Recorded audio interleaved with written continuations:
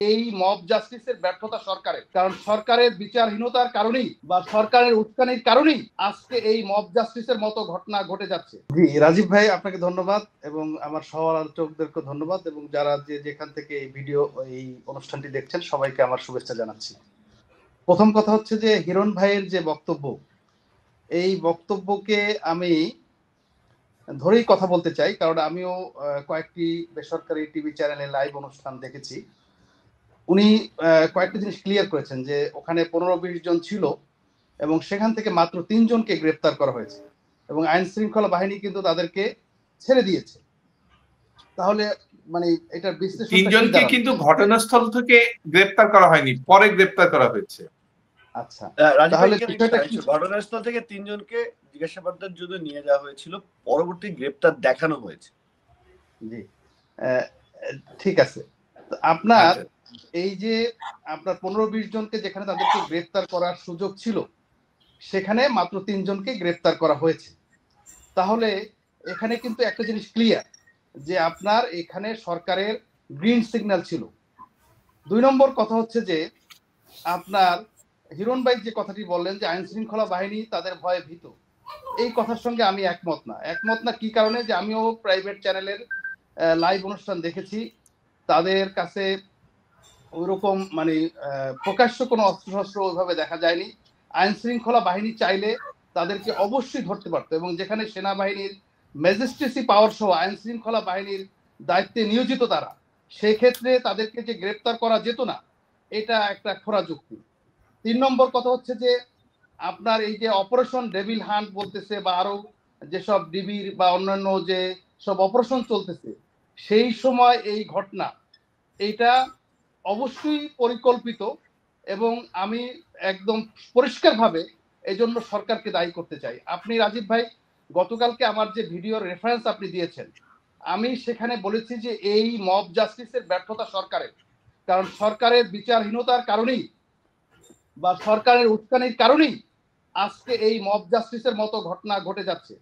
আপনি যদি গত 4-5 মাসের মব জাস্টিসের ঘটনাগুলো আপনি খুব সতর্কভাবে লক্ষ্য করেন, আপনি দেখবেন যে আপনার সরকারের ছত্রছায়া অথবা আপনার সরকারের বিচারহীনতার কারণে এই ঘটনাগুলো ঘটছে। আপনি দেখেন যে এই যে 5ই আগস্টের পরে যারা যারা যেসব লোকজন ক্যান্টনমেন্টে আশ্রয় নিয়েছিল, 626 জনের মধ্যে বেশিরভাগ লোকদেরকে ছেড়ে দেওয়া হয়েছে এবং তাদের বেশিরভাগ লোক পালিয়ে যেতে সক্ষম হয়েছে। তারপরেও আপনারা মনে করেন যে গত 3 পার্লামেন্টে যেসব সংসদ সদস্য রয়েছেন, এদের মধ্যে যারা এই বিভিন্ন লুটপাটের সাথে জড়িত, দেশকে যারা ফোকলা বেড়েছে, দেশের অর্থনীতিকে পঙ্গু করে দিয়েছে, যেসব আমলারা এই বালিশ কাণ্ডের মতো, পদ্মা সেতুর মতো বিভিন্ন দুর্নীতিতে জড়িত রয়েছেন, এর বিরুদ্ধে আমরা কোনো দৃশ্যমান আপনার কোনো আইনগত ব্যবস্থা দেখতে পাইনি। আরেকটি জিনিস আমি যেটা বলতে চাই যে আপনার এই যে কালকে যে পরশুদিন যে ঘটনাটি ঘটেছে, এটা তারা বলেছে যে আপনার অবৈধ সম্পদ এবং অস্ত্রশস্ত্র উদ্ধার। এখন এই প্রশ্নই আসতো না যদি আপনার সরকার এই চিহ্নিত মানি লন্ডারিংকারীদের বিরুদ্ধে তাদের অর্থ সম্পদ এগুলো যদি আপনারা ইনকাম ট্যাক্সের বিরুদ্ধে মাধ্যমে বা দুর্নীতি দমন কমিশনের মাধ্যমে এই মালামালগুলো ক্রয় করে রাষ্ট্রীয় ব্যবস্থা রয়ে নিতেন, তাহলে কিন্তু এত বিপুল পরিমাণ রাষ্ট্রীয় সম্পদ ধ্বংস হতো না। আমি ধরে নিলাম যে 5 তারিখের পর 8 তারিখ পর্যন্ত সরকার আসতে 3-4 দিন সময় লেগেছে বা সরকারকে ধাতস্থ হতে 1 সপ্তাহ সময় লেগেছে, কিন্তু তারপর তো তারা এগুলো শক্ত হাতে দমন করতে পারতেন বা শক্ত হাতে গ্রহণ করতে পারতেন।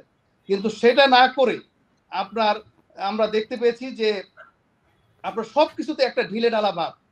আপনার এই যে সংস্কার কমিশনগুলো হলো, এই সংস্কার কমিশনগুলোর রিপোর্ট আজকে মার্চ মাসের 6 তারিখ, আমরা এখন পর্যন্ত সংস্কার কমিশনগুলোর রিপোর্ট হাতে পাইনি এবং এর মাধ্যমে কি কি সংস্কার গঠন হয়েছে সেগুলো আমরা দেখতে পাই। আমরা এগুলোকে একটা ষড়যন্ত্র মনে করি এ কারণে যে আপনার সময়কে প্রলম্বিত করে নন ইস্যুকে ইস্যু তৈরি করে নির্বাচনকে প্রলম্বিত করা, এর বেশি কিছু না।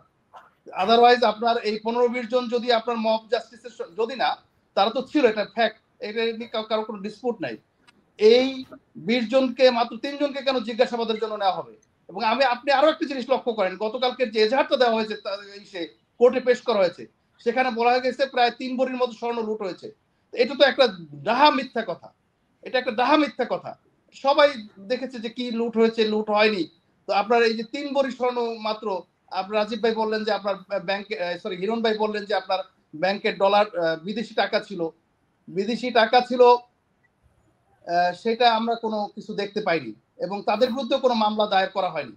কারণ আপনি জানেন যে বাংলাদেশে একটা ফরেন কারেন্সি অ্যাক্ট রয়েছে, যে $12,000 আমরা কিন্তু রেজাউল করিম, আমি একটু বলি, আমরা বিভিন্ন টেলিভিশনের সংবাদে কিন্তু দেখেছি যে যারা এই হামলাটা চালিয়েছেন তারা অনেক কিছু পকেটে ভরছে। এই জিনিসটি কিন্তু খুব পরিষ্কার ভাবে আমরা যারা সংবাদ দেখেছি আমরা দেখেছি বিষয়টা। হ্যাঁ, কিন্তু এইটা দেখার পরে আমরা দেখলাম, আপনি দেখলেন, কিন্তু আইন শৃঙ্খলা বাহিনী কেন দেখতে পেল না? তার মানে হচ্ছে যে এটা একটা কারো গ্রিন সিগন্যালে, কারো নির্দেশে, কারো পরিকল্পনায় এই ঘটনাটি ঘটেছে। এবং এই ঘটনার উদ্দেশ্য, এই ঘটনার বেনিফিশিয়ারি কারা?